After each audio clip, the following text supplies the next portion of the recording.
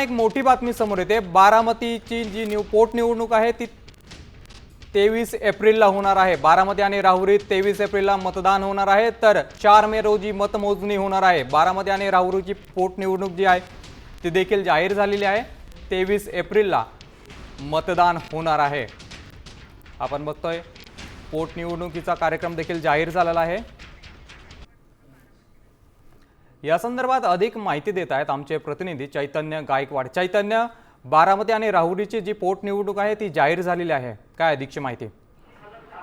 आपण बघतोय की नुकतीच नवी दिल्लीत केंद्रीय निवडणूक आयोगाची पत्रकार परिषद झाली।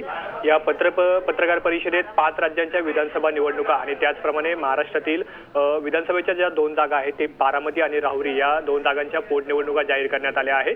23 एप्रिलला बारामती आणि राहुरी येथे मतदान होईल आणि त्याचप्रमाणे 4 मे रोजी या दोन्ही पोटनिवडणुकांचे निकाल जे आहे ते जाहीर होणार आहे।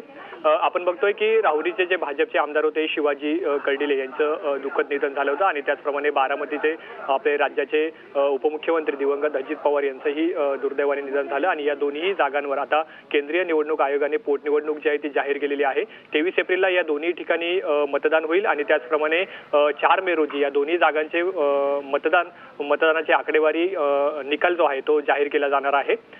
केंद्रीय निवडणूक आयुक्त ज्ञानेश कुमार यांनी ही माहिती दिली आहे। 5 राज्यांच्या विधानसभा निवडणुकांसह या 2 जागांवरच्या पोटनिवडणुका ज्या आहेत त्या देखील जाहीर करण्यात आल्या आणि आपण बघतोय की आता याच अनुषंगांमध्ये राजकीय बैठकांना देखील वेग आलाय। बारामती पोटनिवडणुकीमध्ये सध्याच्या ज्या विद्यमान उपमुख्यमंत्री आहेत सुनेत्रा पवार जवळपास यांचीच उमेदवारी निश्चित होईल अशा प्रकारची चर्चा आहे।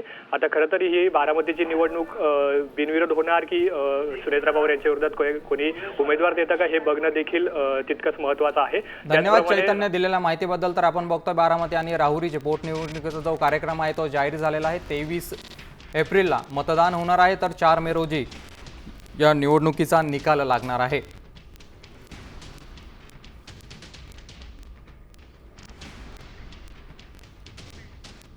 तर आपण बघतोय बारामती आणि राहुरीची जी पोटनिवडणूक आहे त्याचा कार्यक्रम जाहीर झालेला आहे। 23 एप्रिलला मतदान होणार आहे, तर 4 एप्रिल रोजी मतमोजणी होणार आहे।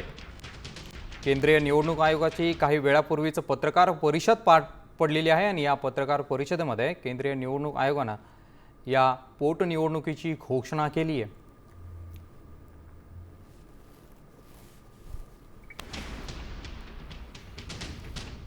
तर आपण बघतोय बारामती आणि राहुरीची जी पोटनिवडणूक आहे ती मतदान 23 एप्रिलला होणार आहे, तर 4 मे रोजी निकाल लागणार आहे।